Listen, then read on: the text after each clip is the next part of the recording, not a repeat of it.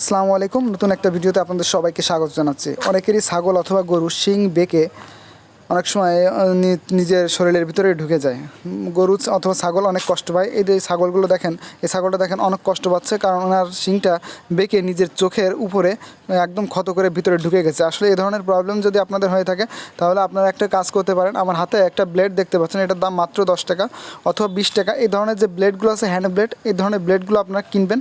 কেনার পরে করবেন কি, আপনারা একটু ক্রস করে, মনে করেন মানুষের নখ যেরকম আপনার খুর অথবা শিংগুলো ঠিক ওই রকমই এক্সট্রা আস্তে আস্তে বাড়ে এগুলো। পরবর্তীতে আপনার করবে কি, নখের যখন অনেক সময় জীবন থাকে, যেরকম জায়গায় কাটলে ব্লাড আসে এরকম জায়গায় কাটবেন না, একটু উপর থেকে কাটবেন। যেখানে দেখেন আমাদের নখ কাটলে ব্লাড আসে না, শিংগুলো ঠিক ওরকম একটু জায়গা এক্সট্রা রেখে আপনারা অ্যাঙ্গেল করে এই শিংগুলো আস্তে আস্তে কেটে দিতে পারেন। পরবর্তীতে হয় কি, কেটে দিলে পরে হয়তো আবার বাড়বে, তবে হয়তো আপনারা কেটে দিবেন, তাহলে এর সলিউশন হবে। কোনো ওষুধের দ্বারা এগুলো মূলত সমাধান করা সম্ভব না। আপনি দেখতে পাচ্ছেন আমি ব্লেড দিয়ে আস্তে আস্তে গাছ কাটার মতো টুকটুক করে কাটছি। এই ধরনের যদি কাটেন তাহলে আপনাদের এটা আস্তে আস্তে কেটে যাবে। পরবর্তীতে কোনো সমস্যা নাই, কোনো ব্লাড আসবে না, কারণ আমি অনেক জায়গা রেখে এটা কাটা হচ্ছে, সেই জন্য ব্লাড আসার কোনো সুযোগ নেই।